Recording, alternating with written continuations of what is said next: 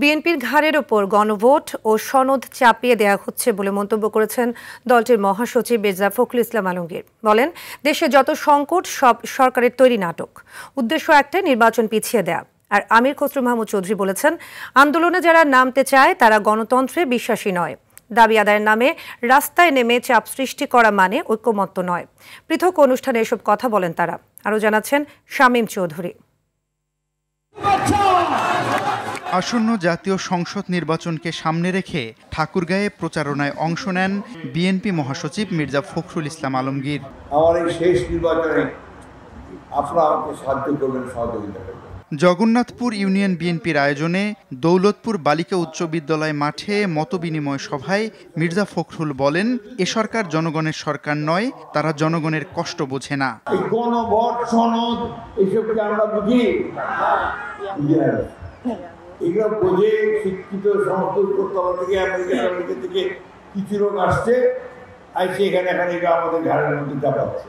যতগুলো সংস্কার করতে চায় সেটা আমরা রাজি আছি, যেটা রাজি হবো সেটাই শুধু আসবে, যেটা রাজি হবো না সেটা পার্লামেন্টে যাবে, তর্ক বিতর্ক হবে, ভোটাভুটি হবে, সেখানে পাস হবে।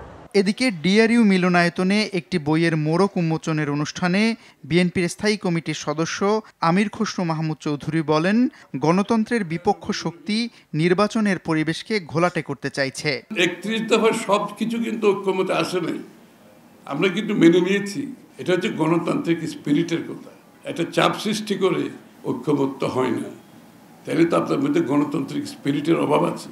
বিপ্লব ও সংহতি দিবস উপলক্ষে নয়াপল্টনে শিশুদের মাঝে ওলামা দলের পবিত্র কোরআন শরীফ বিতরণ অনুষ্ঠানে স্থায়ী কমিটির আরেক সদস্য ডক্টর আব্দুল মঈন খান বলেন, ধর্মের দোহাই দিয়ে রাজনীতি করার আদর্শে বিএনপি বিশ্বাসী নয়।